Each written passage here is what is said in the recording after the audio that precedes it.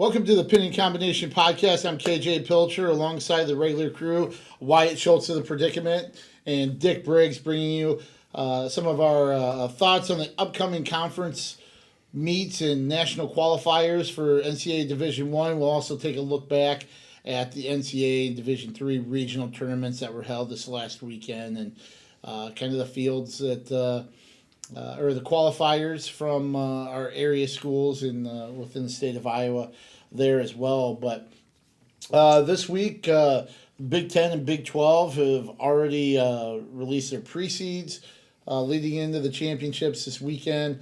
The Big Ten tournament will be at Piscataway, New Jersey, hosted by Rutgers, the Rutgers Athletics Center, starting Saturday and finishing Sunday. The Big 12 will be wrestling down in Tulsa, Oklahoma, for the Big 12 championships there. Looking at the Big Tens right now, Iowa, looking for their first Big Ten title since 2015 when they shared it with Ohio State, their first outright title since 2010. All 10 Hawkeyes are seeded third or better with Spencer Lee and Michael Kemmer leading the way as top seeds. Yeah, I think that Iowa has nothing to complain about, that's for sure. Their seeds are, in many cases, right on, in my opinion, and in other cases maybe slightly generous. Not a lot, but when you're top three or better, if they wrestle to their seeds, it's a lock for gold, the trophy-wise. But at the same time, there could be some interesting matches if they hold their seeds. Or if they don't, it could be even more. But what I was getting at, your 3-6 seed matchups could be some pretty dang good, right? Interesting. Even though you're the number one seed, it's not a cakewalk by any means. Oh no, not at all. We mentioned the top seeds. Austin DeSanto, Max Murin are 3 seeds at 33 and 41. Then you have Caleb Young, or actually Lugo, Caleb Young, and Marinelli, number 2s at 49, 57, 65. And then, of course, the top 3 guys, Abasad, Jacob Warner, and Tony Cassiope, 3 seeds. You kind of got a vibe that you thought you said some might have been a little generous. Which one? Not drastically. The one that kind of, I think he earned it, but I was just wondering about 84 with Assad. Oh. So being third, and that one was interesting. And I think at 41, it's an instance where guys have beaten each other. Am I thinking that right? Is it 41? With Marin? Yeah. And also really at 33, you've got, for instance, DeSanto and Gross have split, I think, and then DeSanto lost to Bravo Young. Bravo Young lost to Petrowski, if I'm not mistaken, and then. So I think it's one of those round robin ones. So I think there were, but 33 is that's a loaded. Oh, geez. So, third seed is a good place to be, I think. It's a loaded weight, and then they're only taking 7. Yeah, go figure. And I was kind of scratching my head about that. And then even at heavyweight, which is such a loaded weight, is only taking 7, I think, also, isn't it? Mm-hmm. Yeah. So, so it was interesting. If we start at 25. I think Spencer Lee. He's been in a class of his own, and maybe two or three steps above everyone else, and so that is comforting. Yet on the other hand, remember the last couple of years, at least going into Big Tens and nationals, we were all concerned about him, and so is our lack of concern reason to be concerned? If you follow me on that, I don't think so. If you look at the way he's wrestled, no, yeah. He has been so dominant. This year, just the one match that hasn't been a bonus point finish. I think he's looked stronger and better than he ever has, and we've seen how he's had a knack of winning NCAA titles. And the other interesting thing is he's never won a Big Ten title. Yeah. Him and I Vincenzo think- Joseph. Exactly. Yeah. so Same with it's weird. Vincenzo Well, Joseph. that's right. Yeah, Two of the right. They have premier 4 wrestlers. NCAA titles between them. And never won a Big Ten. Yeah. So priorities there. Here, I just want to speak of this with Assad, and I know kind of the latest, maybe the latest matches make the biggest impression just because of the most recent, but he hasn't wrestled since the Penn State Michigan State duels, where he lost to Aaron Brooks and Cam Caffey. I think it was even in the same weekend, right? Friday, Sunday. Yes, I think situation. that's right. So those two Yes. losses within a 3-day stretch, and the interesting thing, those Brooks and Caffey are 1-2 in the pre-seeds. Assad is 6-0 against the field outside of those two matches, so he's 6-2 against the field overall. But he has a couple of losses with D2 kids, I think. So St. Cloud maybe or something like that early on in the season. So he's not really battle tested, and I guess it's more of a worry for me than I mean he's probably where he's supposed to be, but But at the same time, I also think he's capable of taking the field too. I think he's 84, capable of yeah. winning it. Well, he's got wins over. He's got 2 wins over Jacob Hines of Indiana. He's beaten Taylor Venz in the duel earlier this season, and he's beaten Rocky Jordan from Ohio State as well, and then a win over Max Lyon. might have been just a one D2 kid that beat him. But nevertheless, that was early on in his career, and he's as a freshman, you show a ton of growth early on. So I think that's going to be interesting to see at 84. Yeah, and I think obviously 33. How would you like to try to pick a winner out of that group? Where your top seed obviously coming in Seth Gross, Roman Bravo Young, Pietrowski, and then you have somebody like Sebastian Rivera. That's Exactly. honestly Who's your number? that could be the 5 sleeper. seed? Yeah, But is he really a sleeper? he's not. Was he third in the nation last year at 25 or? Did he come back and get third after? Yeah, I think he Miller was beat him? third. Yeah, and then he was a Big Ten champ at 25 last year, right? That beat. Well, Spencer, I think, didn't eat medical forfeit. The Big Ten's No. Spencer Lee. But No, he lost in the final. Did lose in the finals, yeah. Rivera beat him at the Midlands, though, right? Mm-hmm. Spencer at the Midlands. Right, that's what. Yeah. Yeah. It's beating. In both. Yeah. Yeah.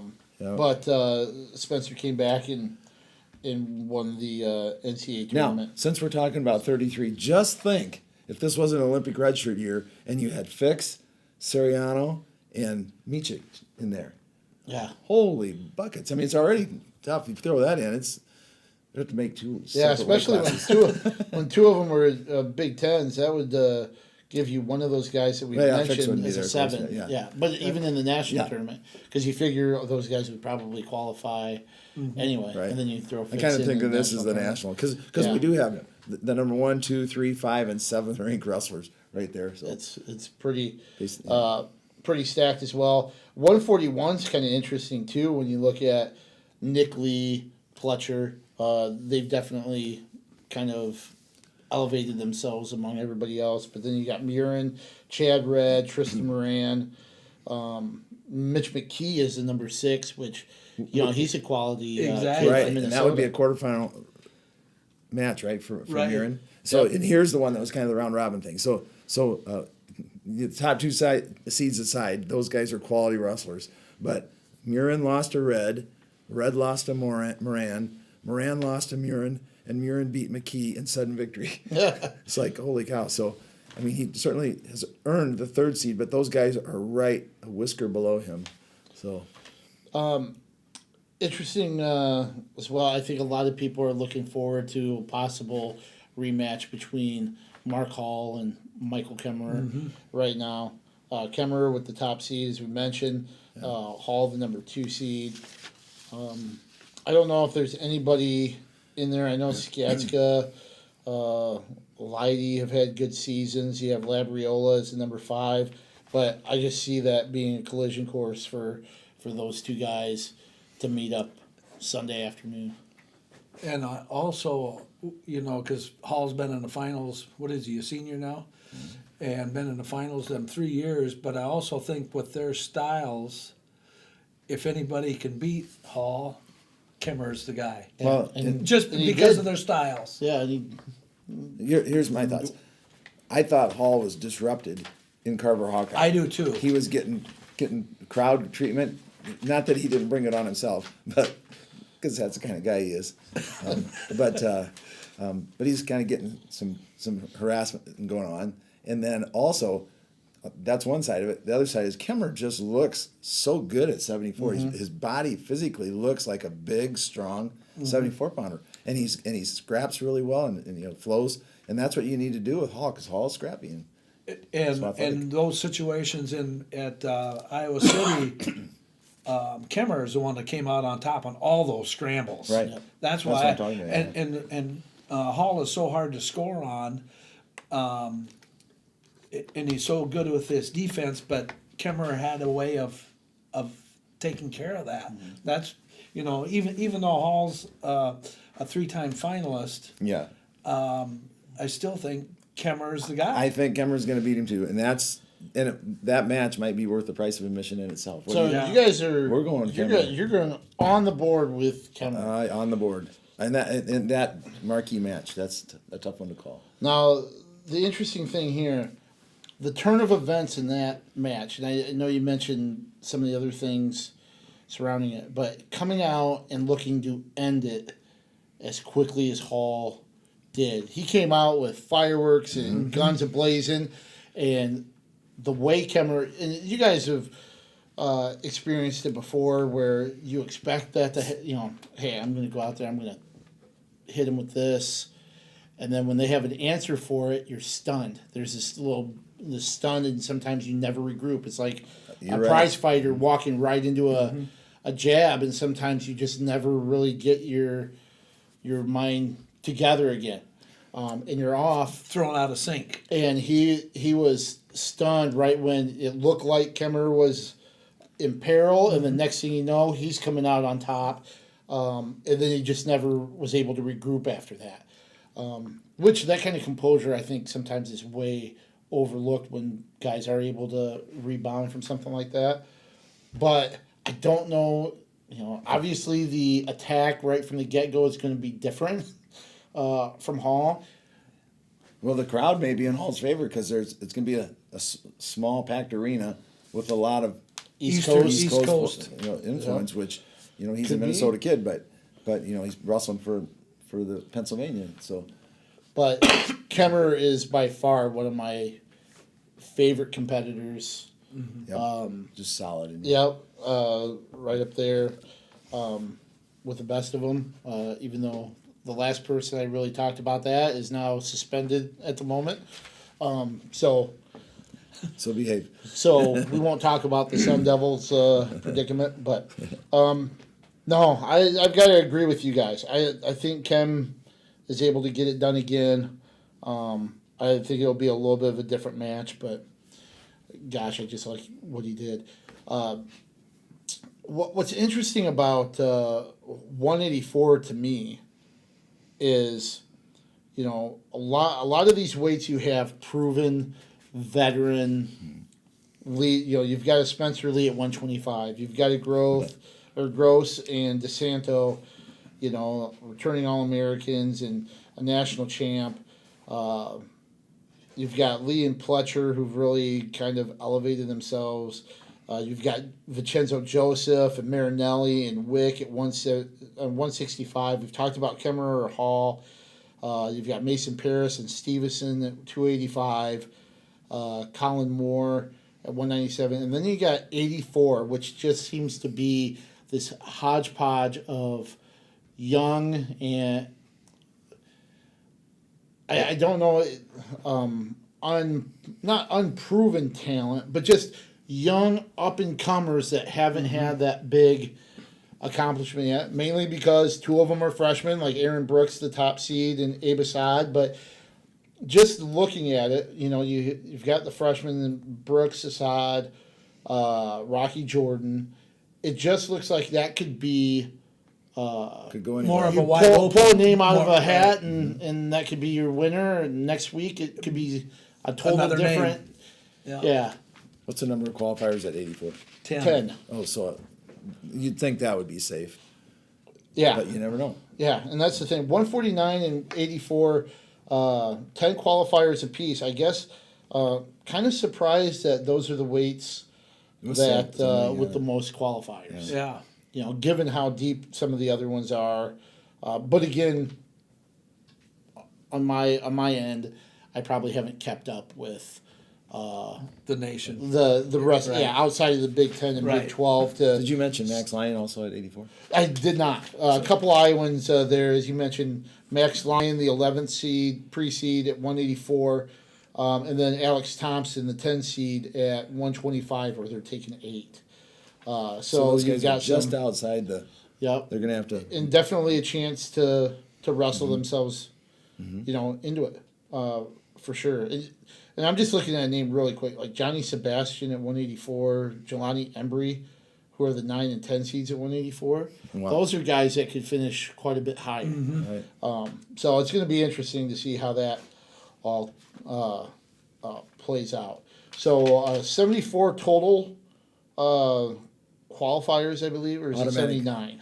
I think it was 79. 79. Automatic. Yeah. Well, I was washed, so the math thing a little off, but yeah.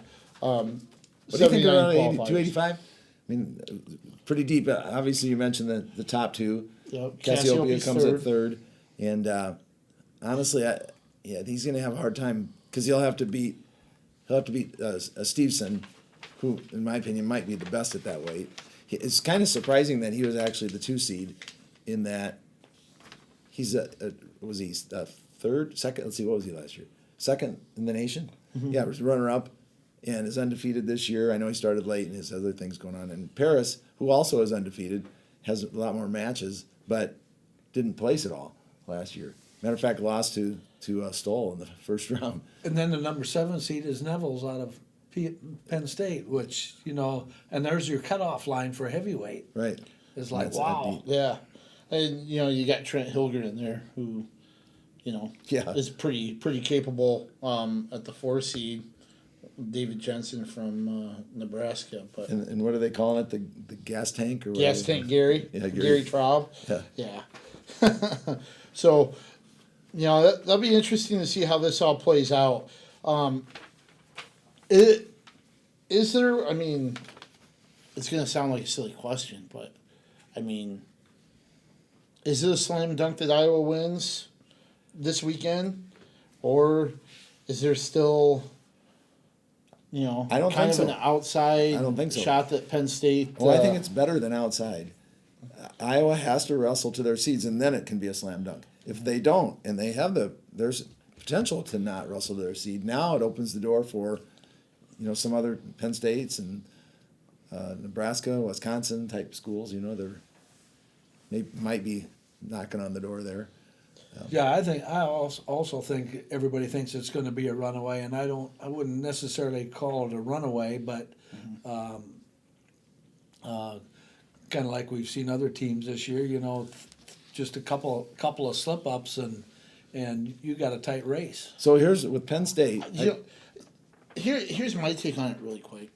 I almost think Penn State has a better chance at the national tournament. Right, than because they it's do a bigger here. tournament. It's a Yeah, bigger and tournament. The guys that are going to get the same amount of points here are probably going to get them there as right. well, like a Hall, Joseph. Well, this you know, will support yours probably, because yeah. I wrote this down because I was thinking that same thing. So Penn State seeds are 14 in order at 25 to heavyweight. 14th, 2nd, 1st, 8th, 13th, 1st, 2nd, 1st, 6th, and 7th, with the potential to move up on some of those, I think. So they have 5. Was that 5? 1, 2, 3. Three number 1 seeds, but I think they have the potential for 2 other champs. Ranked, right. You know, they're 2 Right. seeds.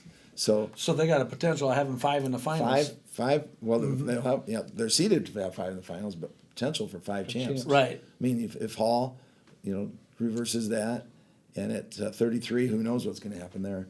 but they're certainly in the odds there, or in the with Roman Bravo Young.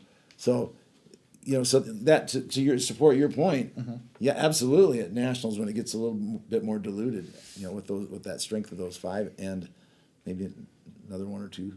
Yeah, especially when you have Shakur Rashid as a number 6. Exactly. Who's capable of winning. And the same thing with And Neville's at heavyweight. Neville's. Yeah, you said. With Warner. Warner is a 3 seed, definitely capable of being in the finals, Right. as well. Even though And it's a little less speaking of drastic Warner, a you got change. Warner, Lugo, and Young to an extent. Those 3 guys, though they've been more offensive lately, they tend to sometimes want to keep it close, and that's when you could get knocked off and surprised, or early on, and if you keep it close at the end, You have a there's chance always to that lose. chance to lose. Yeah. Always kind of a tough one. Iowa looking for their 36th Big Ten title, as we mentioned. Tied in 2015 with Ohio State, and then won in 2010.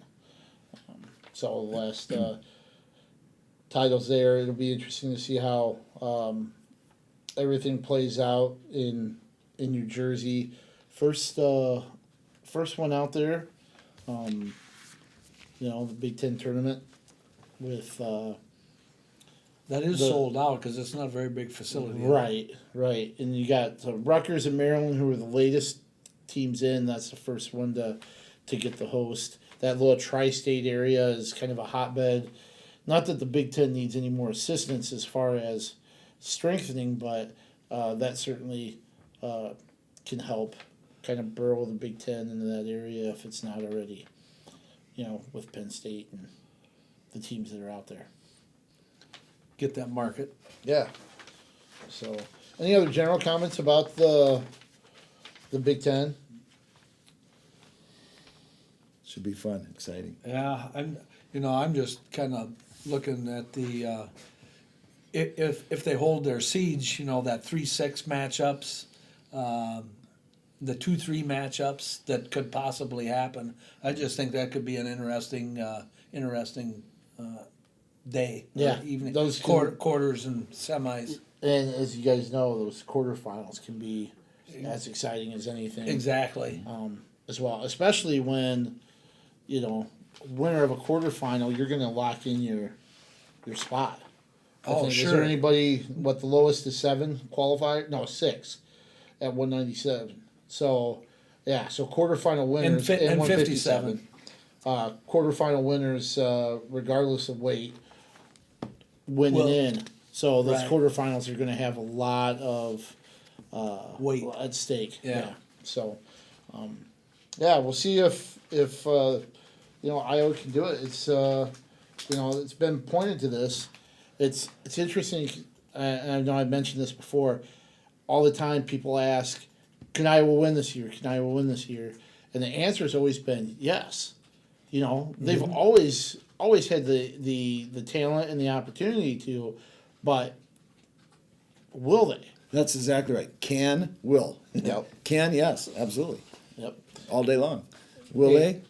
Okay. We'll see. Yeah, we'll see. And I think this is their best chance in quite a long time to be able to finish I that think they're off. hungry too. As long as, they seem to be healthy. In 33, he wrestled his last 2 matches, right? 2 matches since he got hurt. Pretty strong. 41, did we have a little shoulder or something going on that? But so, Yeah, I but think we're all they've right. looked healthy to me. Yeah, Yeah. I think we're all right for the most part. And in the weekly press conference, I asked that question. Oh, To good. kind of finish that off. Is everybody as healthy? Given this time of year, because you've been through the rigors Right. of the college season for sure.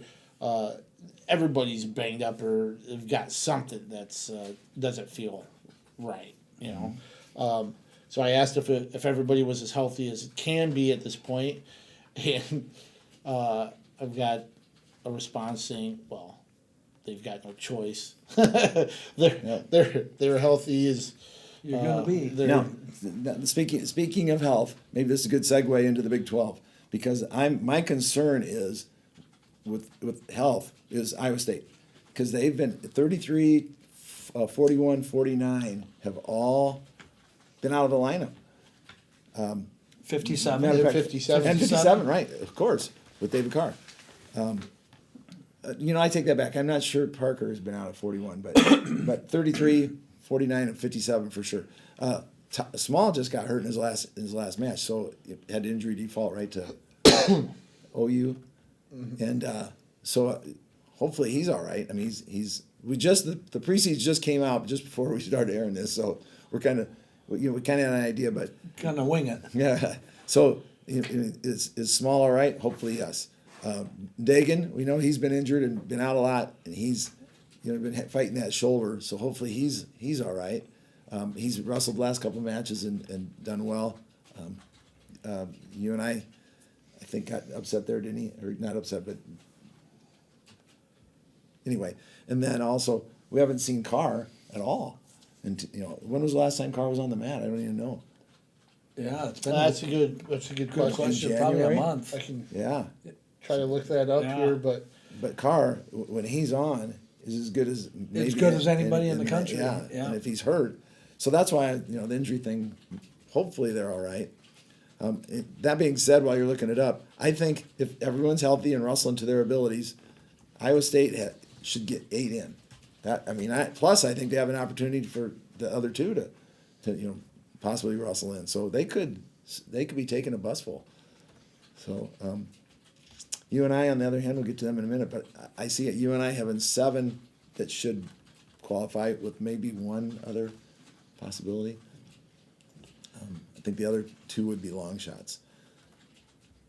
so just kind of going through, looking at the brackets here at 125.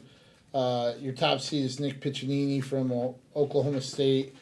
Jay Schwarm, the number 2, and then Alex Mackel, the number 3, and obviously Schwarm from UNI. And 4 qualify at that weight. And then Midkiff. Got Midkiff at number 4. The former Council Bluffs prep.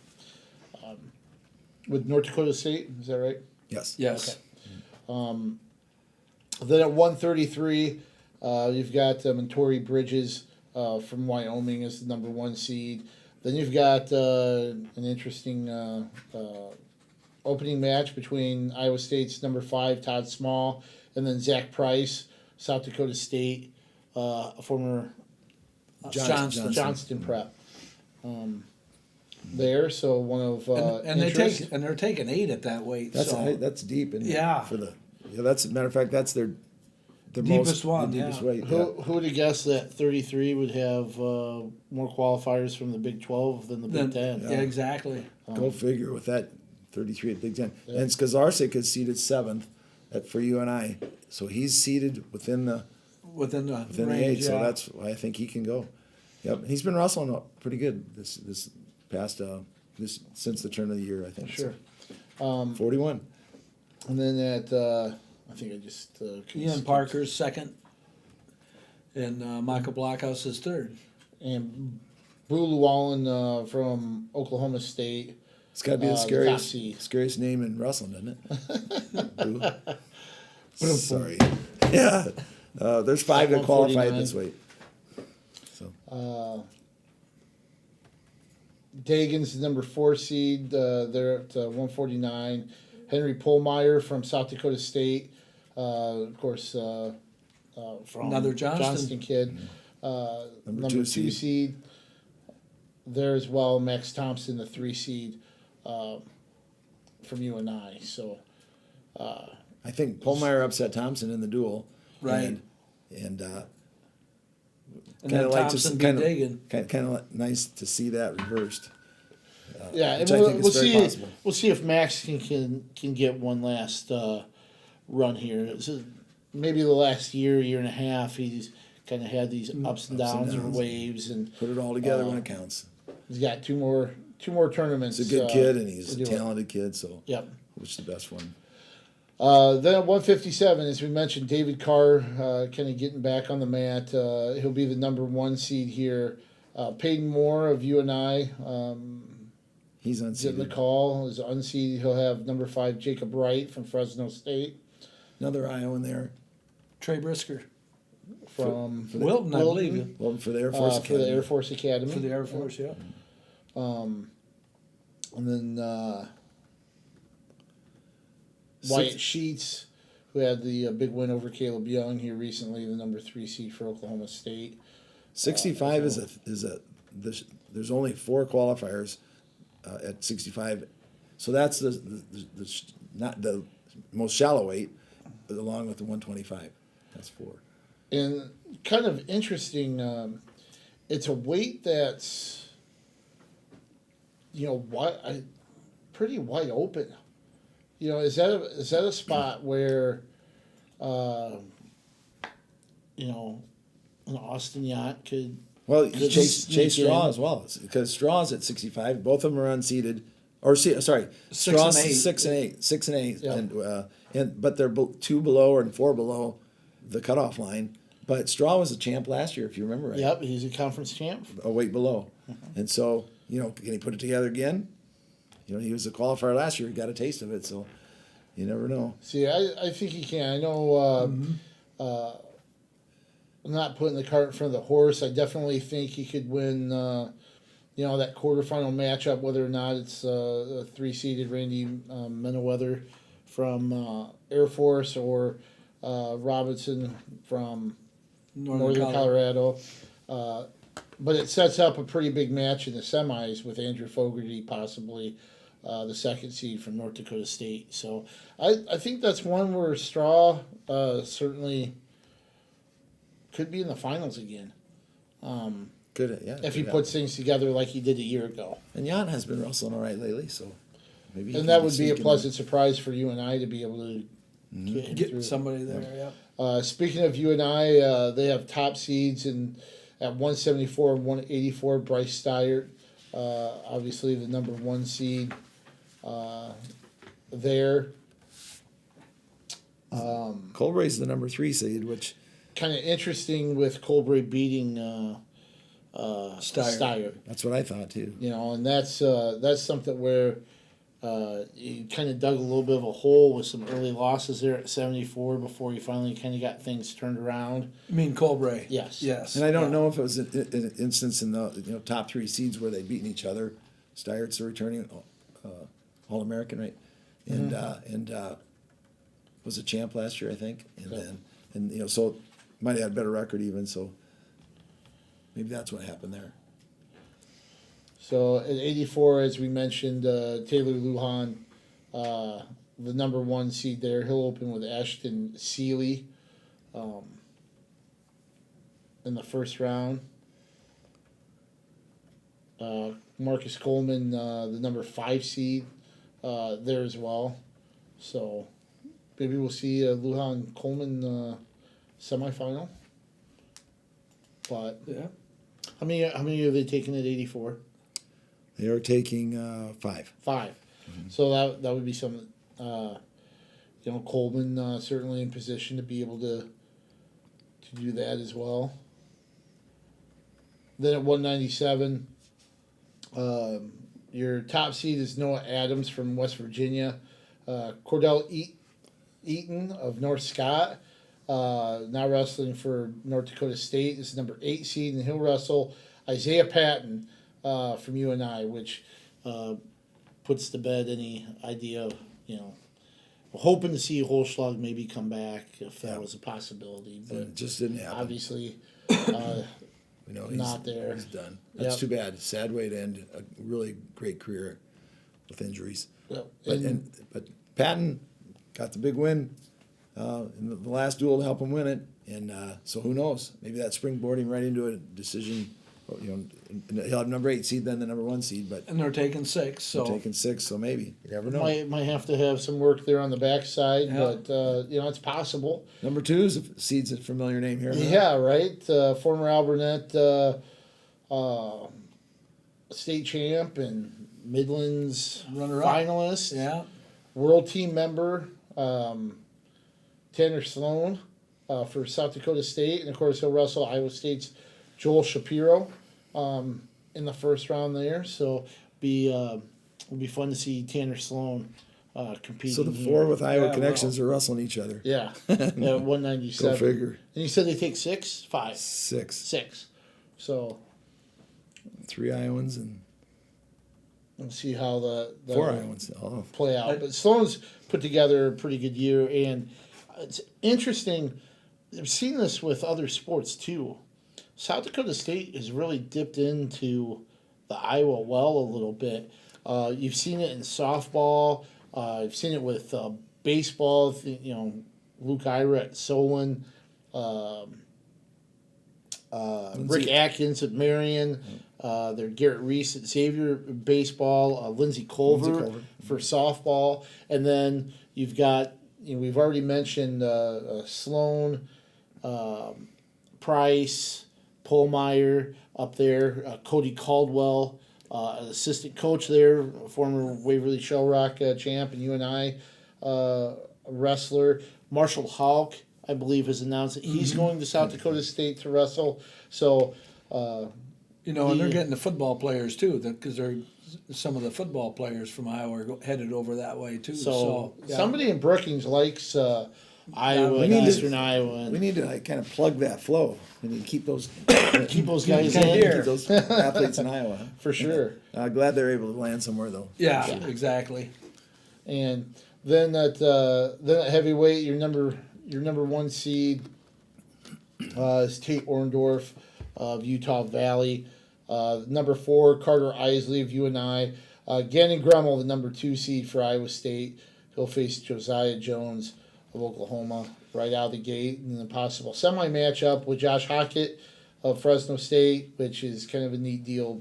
Everybody, I think, is quite aware of Hockett's story, being a running back and contributor for the Fresno State football team and being an All-American for Fresno State's wrestling program and Troy Steiner. So, And them two look pretty good with seven qualifiers at heavyweight. So, and rightfully so. I mean, Gremmel's, we've talked about it before, how well Gremmel has really wrestled since pretty much the Southern Scuffle on.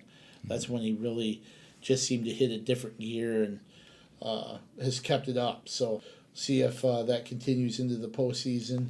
be an interesting Don't have any matchup. reason to think it wouldn't. It'd be an interesting matchup if he can meet that semifinal with Hockett Yeah, a little bit two different styles there as well, because Hockett's a little smaller and more athletic, and Right. Gremmel's size can wear on guys a little bit. And then Isley will face the winner of number 5, Brian Andrews of Wyoming, and then Austin Harris of Oklahoma State. We've seen Oklahoma State kind of look vulnerable at times this year. Came into Carver and actually probably was fortunate to win the matches that they did. UNI beat them. A dual tournament. No, they're two different types of competitions, so don't jump all over me for that. But, is this a chance where a UNI, Iowa State, somebody can knock them off their Big 12 pedestal? Let's hope so. Yeah. I don't know. I'd say it's a little more wide open this year than normal. I would agree. I didn't, since they were so late coming out, I didn't get a chance to really even look at Oklahoma State to have a strong opinion. Sure. So Sure.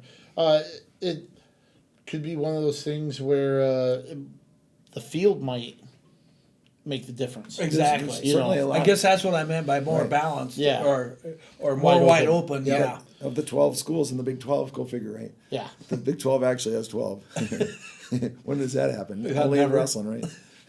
And anyway, so the 12 schools are all bringing some viable athletes and wrestlers that could certainly contend. I mean, I just looking at just heavyweight, that could be a hole where Oklahoma State doesn't score any points. There's a possibility for that, and to get a win out of Andrews from Wyoming and somebody else on the backside, that can only help the cause of teams like UNI, Iowa State, South Dakota State even maybe, Yeah. you know, but Yep. like many times it comes down to who wants to perform or But, who's you peaking. have NDSU bringing some, the Utah Valley, is it? Utah Mm-hmm. Valley bringing some, Fresno bringing some,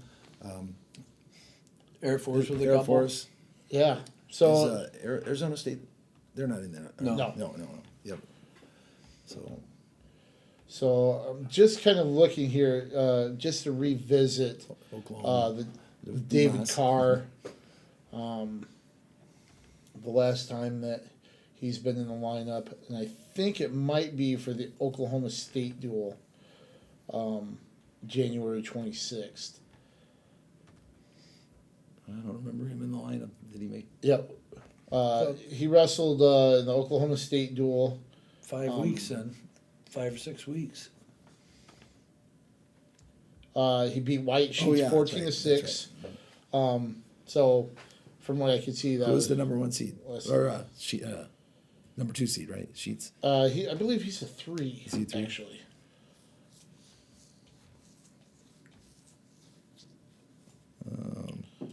Yeah, 3. Wyoming. number 2 Wyoming. seed is- Dewey Kruger from Wyoming. Dewey Kruger sounds like somebody you should So be like, be buying insurance from, or call, I thought it was. call Dewey up to get my policies in order. I thought it was Freddie's older brother or something. Freddie, yeah, well, don't sleep on him.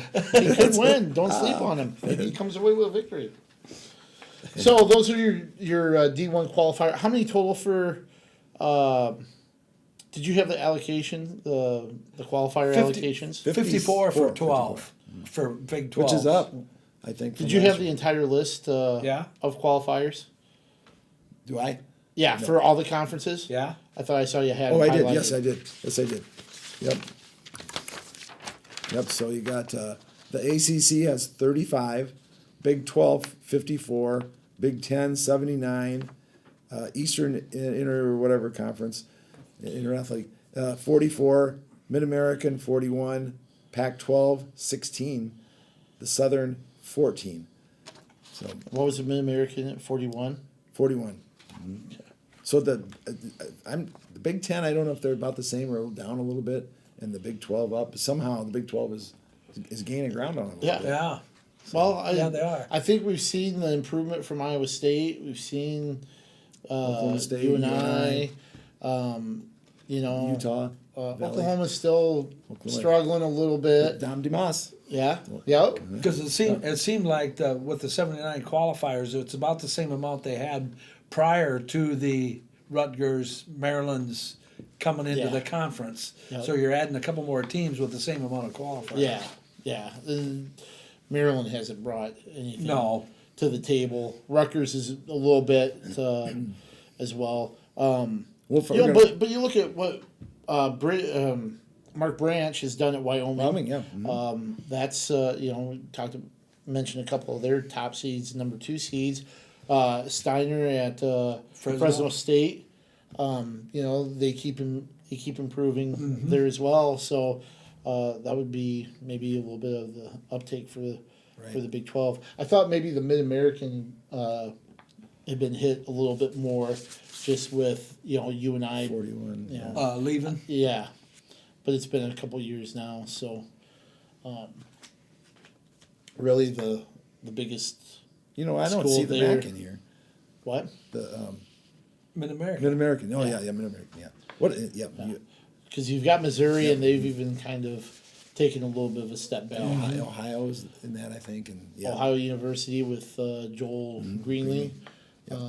Yeah. Central Michigan is another one there. Old Dominion, Yeah. I think, has improved its numbers as well. But yeah, so it will be a fun weekend to kind of see who grabs those automatic berths and then what they're going to do for those last few spots to fill in with at-larges for the following week. I believe. Interesting to see how they figure out is it their what's The the RPI, RPI is it or whatever Yeah, that convoluted. it's more complicated stuff. than Yeah.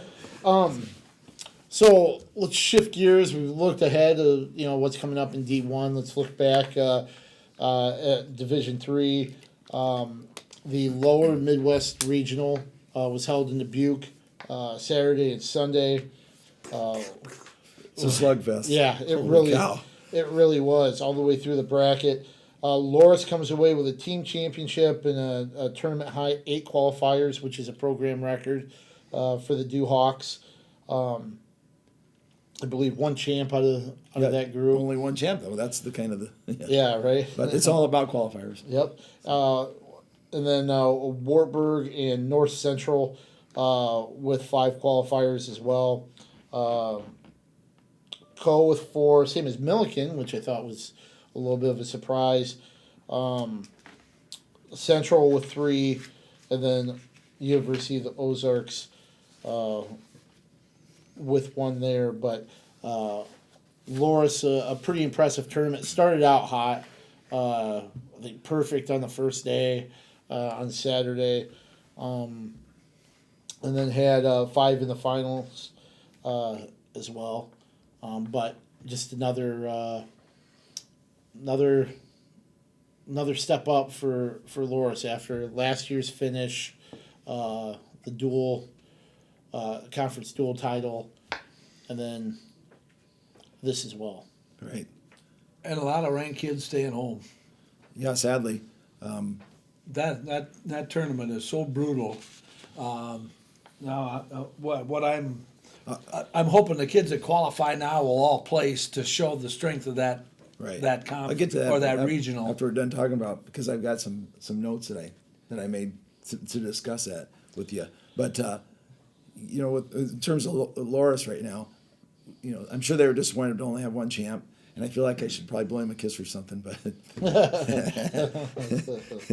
anyway, then. But I think the bigger concern is Guy Petrone, ranked number 1. Limped off the mat and was helped off the mat in his semifinal match. No, let's see, in his quarterfinal match, and had to come back the next day to win the semifinal match. Wrestled tough and didn't show much on the mat, but really bared down and gritted his teeth, and then won that match. And then injury default or medical forfeited in the finals, and was seen around the arena on a crutch. So. Hopefully, because if he's hurt bad, I think That's it was an huge. ankle. If he was hurt bad, then that could be a blow to their title hopes. So hopefully he is able to, in this 2 weeks, recover.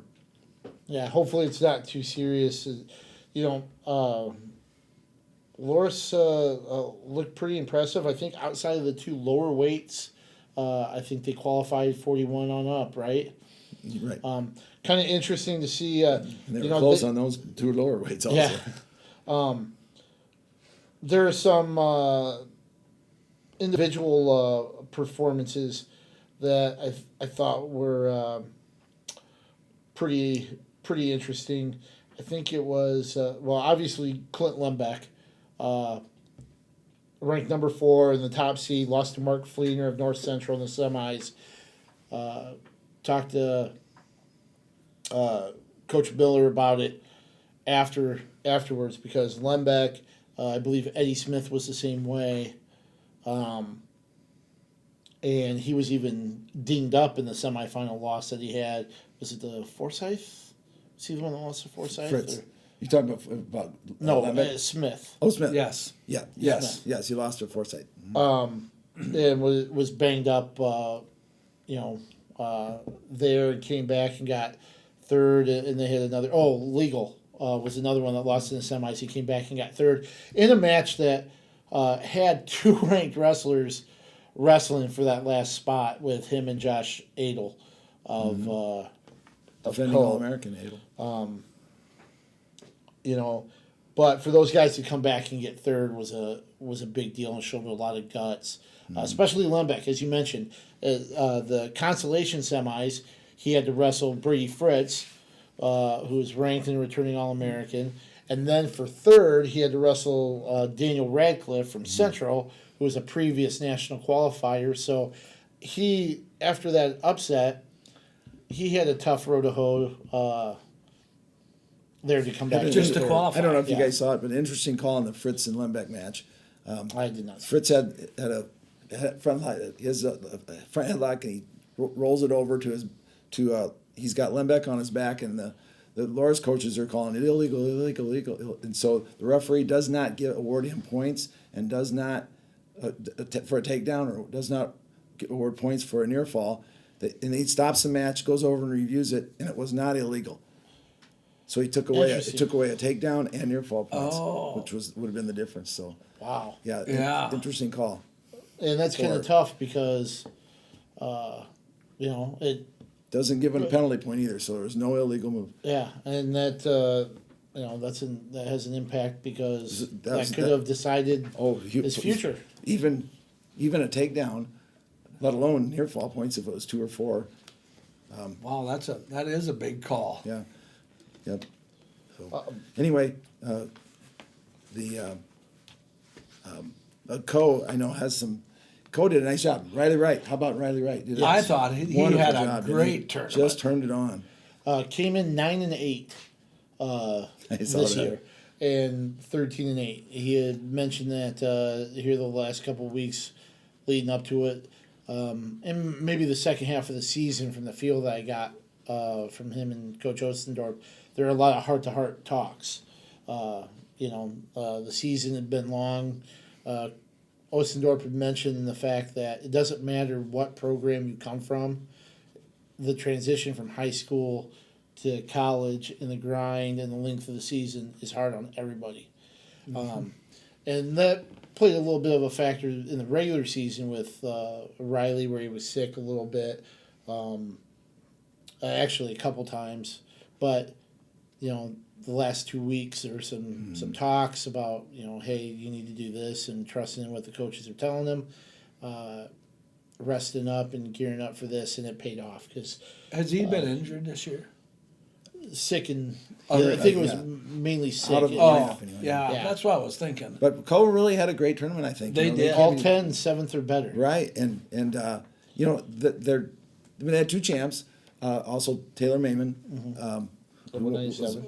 We had the medical forfeit, Right. and then Brock Henderson, Cole Erickson second, and then this is kind of their disappointment. It has to be, I know, because I've been in that seat, and it breaks your heart. But they had 3 guys that were wrestling in that 3rd and 4th place match that didn't win, so Right. that just breaks your heart, man. So it was, I think it was Friddle at 25. And we already mentioned Adel at 84. And then Gerke. And then Josh Gerke at our 149. local. As well.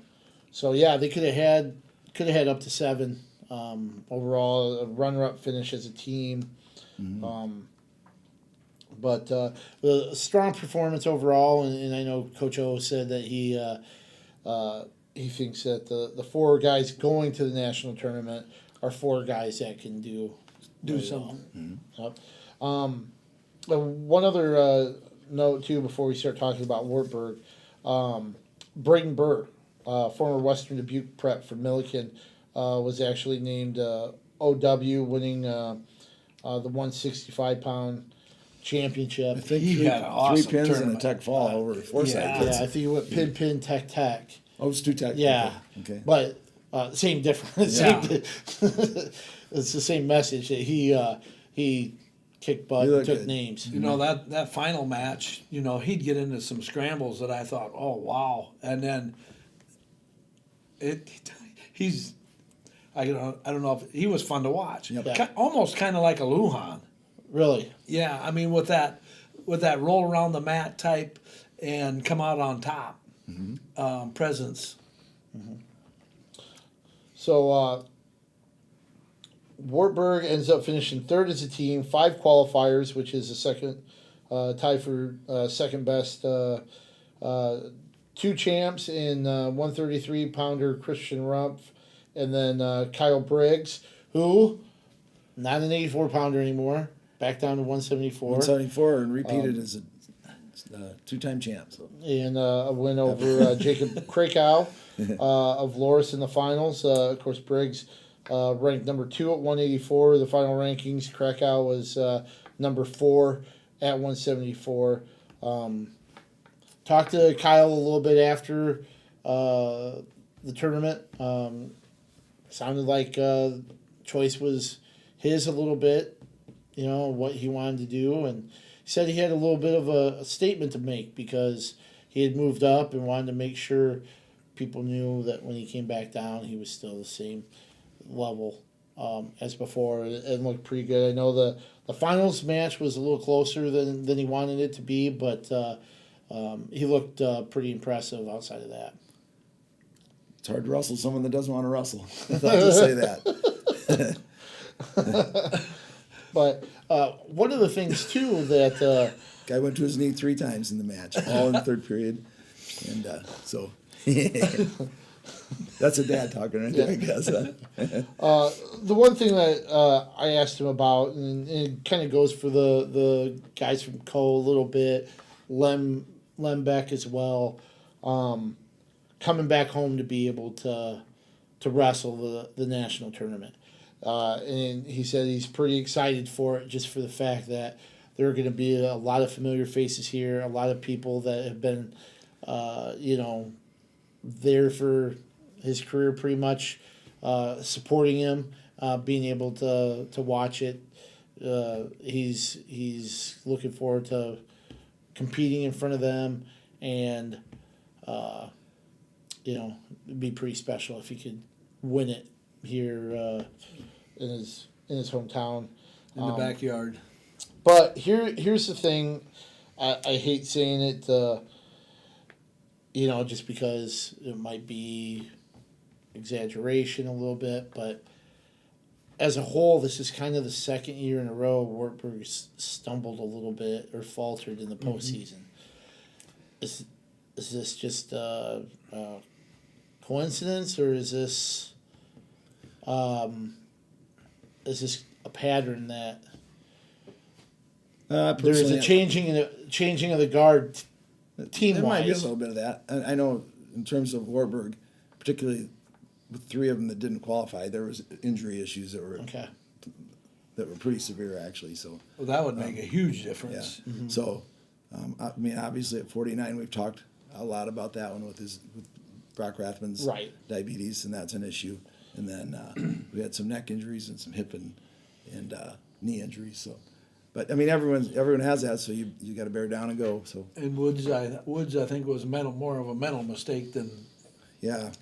He had that one with about 15 seconds left, maybe or less. You're right. And got cradled up. So you can't let that happen. No. Mm-hmm. Yeah, quite a few. And we mentioned it earlier. Quite a few ranked guys not being able to move on. Woods with. The losses there, 197, number 3 ranked guy. Daniel Radcliffe ranked 10th, not moving on as well. Got All-American Brady Fritz and Brady Kiner. Cole Erickson, All-American not going through. Right.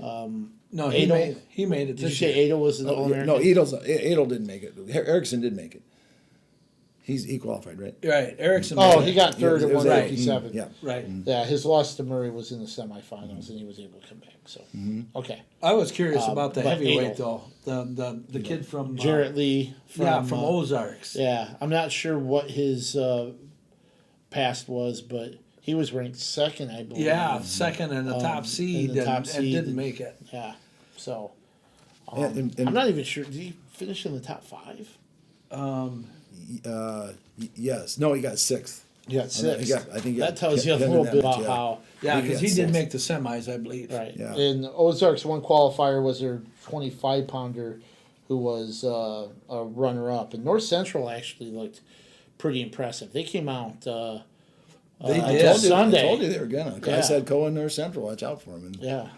They just didn't have the depth team-wise, but those lower weight till about 157, and then you had Baldridge at 84. Well, they had 3 champs and 2 runners-up. Yeah. Right. So Baldridge might be happy.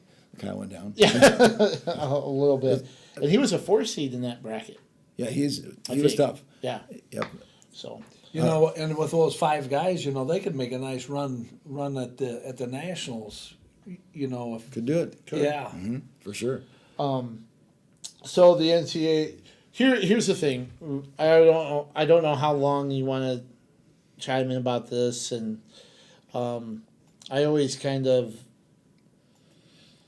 a little reluctant when it comes to being the person to always point out problems and not really have a solution for it, because it's unfair to the people that do make decisions.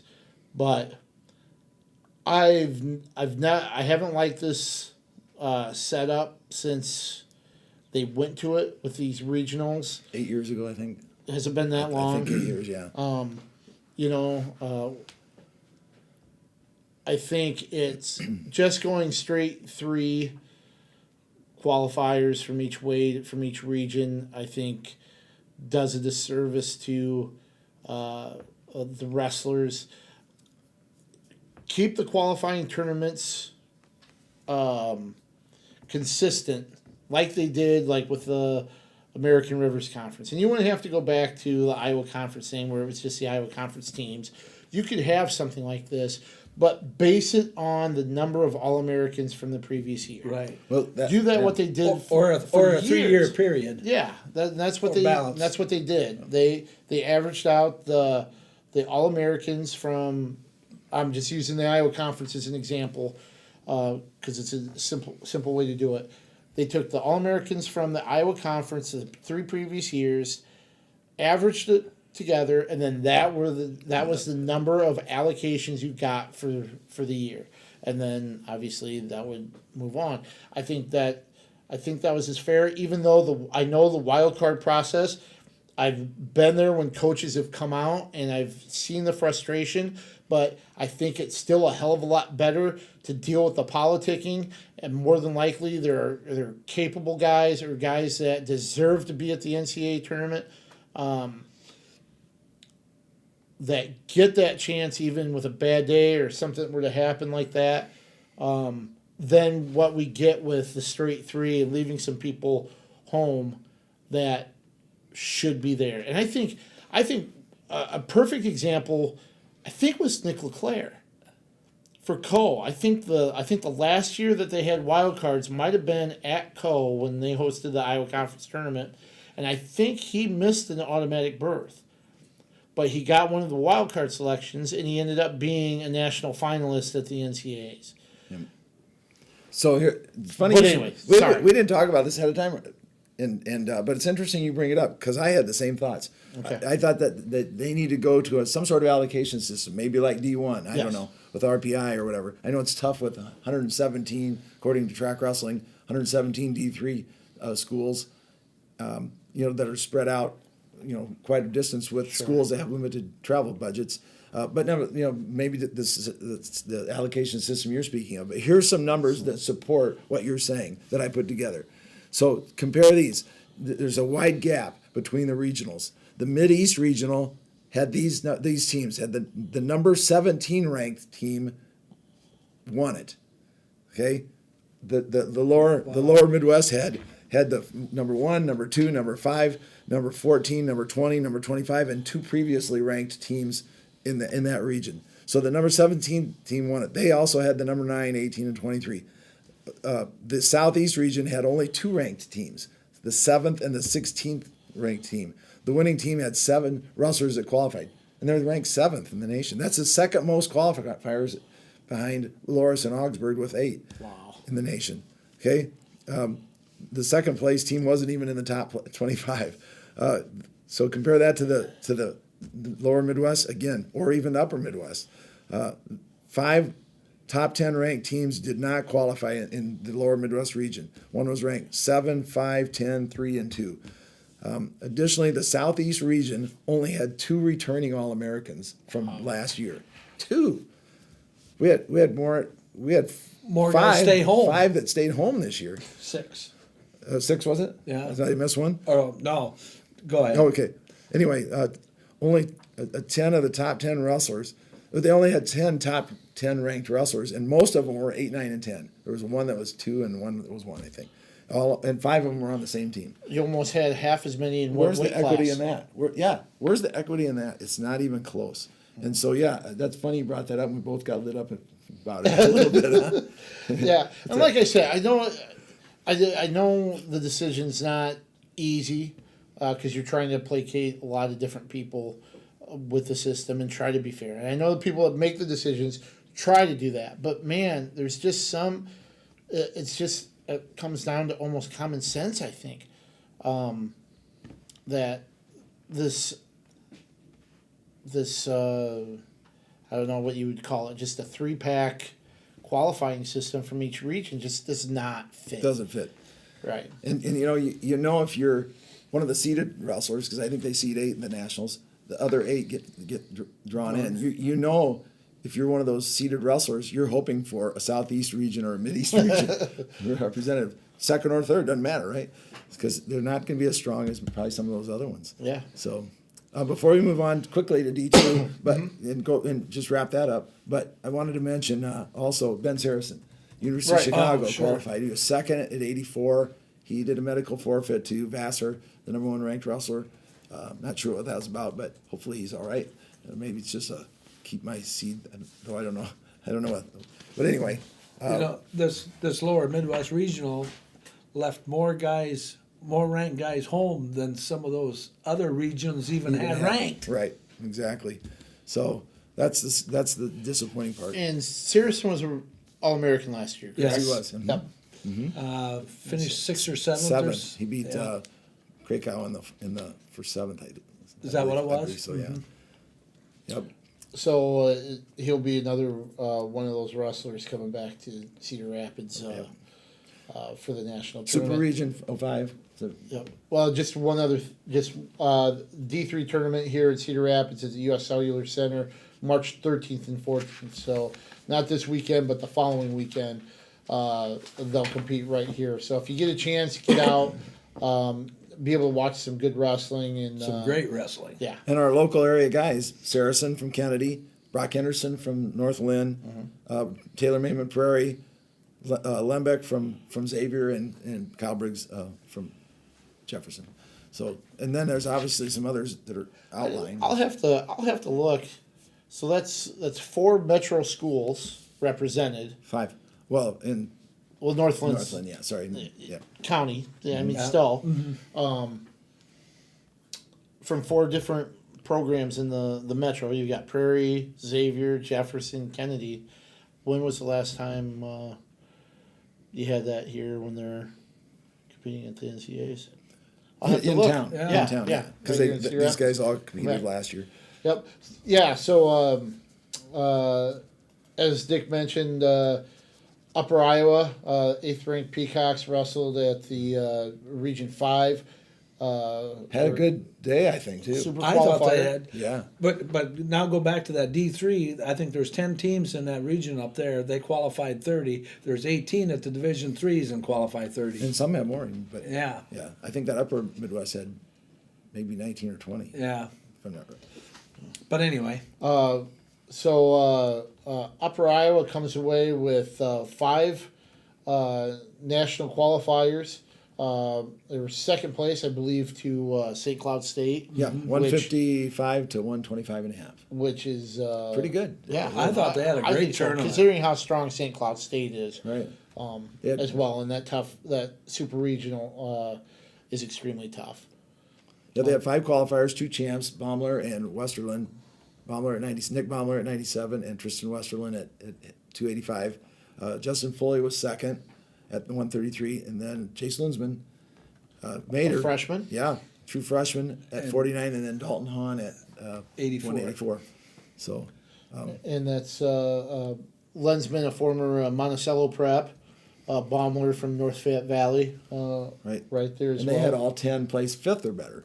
So not a bad. See, that's pretty impressive. They've had a good season from the get go. 2 of their guys were 4th, and 1 lost by decision, and 1 lost in sudden victory. Oh, jeez. So they were so close to be having a great day. And that's tough. And of course, St. Cloud State captured its fourth straight regional championship and 7th since 2011. If that tells you just how good they are, 7 individual champs and 9 qualifiers to the national tournament, I believe, at Augustana University in South Dakota. It is. Another- Right? Yep. Okay. And, So that'll be the same weekend as the D3s here in Cedar Rapids And sadly, Cooper Seabrook did not place. He was for fifth. Mankato State. Yeah, from Right. Mankato State. Former Or, Lisbon. Minnesota State, Mankato. Yeah. However, they changed their. Yeah. Mankato State to us old North Central guys. So, yeah, it'll be interesting to see how those brackets play out, and it's not out of the question that Upper Iowa could have a top five finish. We've seen the way they've been able to kind of put things together at the national tournament. What Heath Grimm kind of does, gearing up for nationals to get them to peak. So. That's a team that, if you can get, especially those upper weights that performed well here with Baumler and Hahn and Westerland. Foley is somebody that certainly is capable of put things together. I think he's 24-2 this season. Bombers had a nice year. Yeah. So we'll see what the Peacocks can put together, but again, I think we've seen this in the past.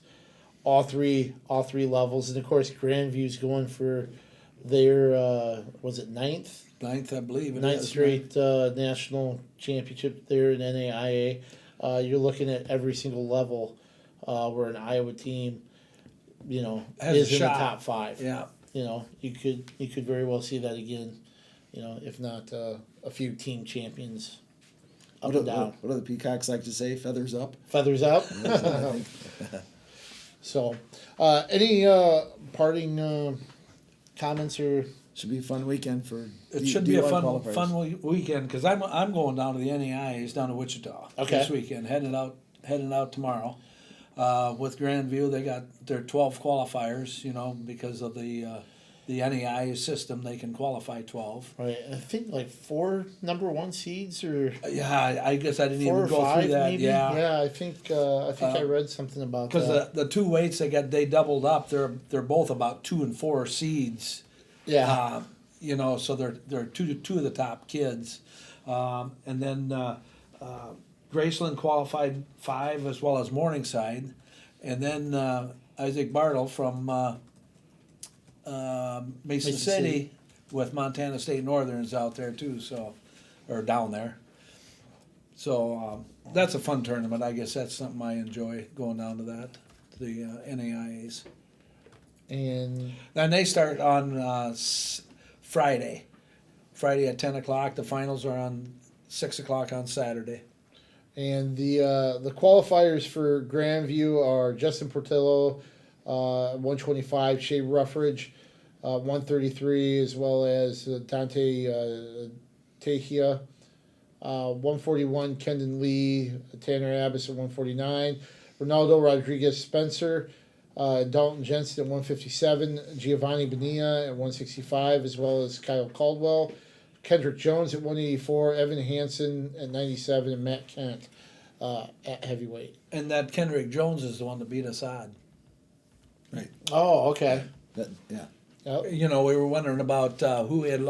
You thought he had lost to Division II or III yeah. guy. Yep. It was the kid from Grandview. Okay. NAIA. So, I thought he might have lost to a St. Cloud kid as well, but I could be wrong. Yeah, and also the junior college is this weekend as well over in Council Bluffs. So, Okay. and then basically the same times So- as the NAIAs. And if you weren't counting, that was 12 qualifiers for Grandview. Yeah. It's Yeah. interesting in NAIA. yep. You can bring a couple Extras. extras. So them junior colleges, they should be right in the hunt for a national Iowa title. One Central, of them. Iowa Nyack, Central. Southwestern. And actually, Iowa Western had 10 qualifiers more than Iowa Central this That's what I year. meant. Iowa Yeah. Western, not Southwestern. Right. I guess I knew what you meant. Yeah, sure. But, I didn't. and Ellsworth also had 10. So and they got big brackets. Right. Yeah. So be a long day for a couple of those guys. Yeah. So it should be fun at Sioux City as well. Okay, so you can follow the predicament for those NAIA updates as well.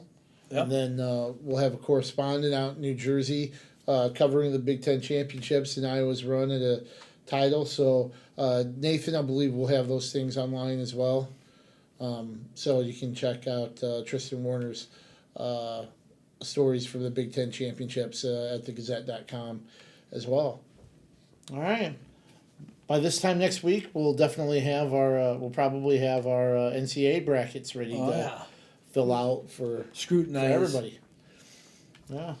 So wondering why they got seated where they did, and see where everybody falls as far as automatic berths and at-larges and all that good stuff. So thanks for watching again this week.